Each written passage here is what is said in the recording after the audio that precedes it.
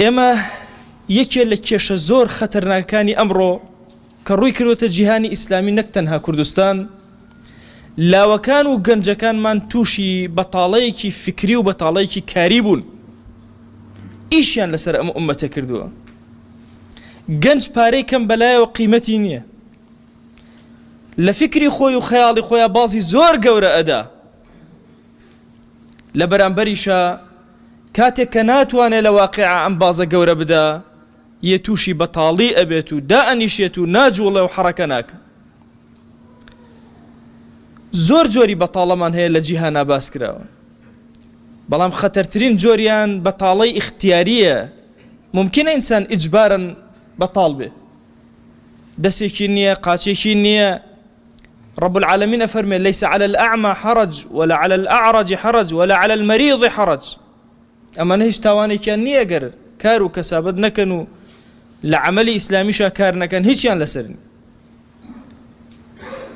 بلام قرنك يان خطرناكترين أوه كإنسان بطالي اختياري خوي بو خوي بطالة بو خوي هالبجيري، خوي بو خوي بشكل حياتي خوي وهالي بكاكا لمودایەکی بەتاڵیە کاری نەبێ و هیچی نەبێ و نەزانێت چی بکە. ئومەتی پێغەمبەری خوا صلی الله عليه وسلم لاوەکانی خەڵکێکی نین نەزانن چی بکەن، ئەبێ بەرنامەی هەبێ، پرۆژەی هەبێ، کارکە نەوەستێ. ئێمە ئومەتێکی وا دواکەوتونین دنیا بۆ خەڵک بەجێ بێڵین. تۆی ئومەت ئەوە تا خۆشەویست بەو شێوازە مامەڵەکە.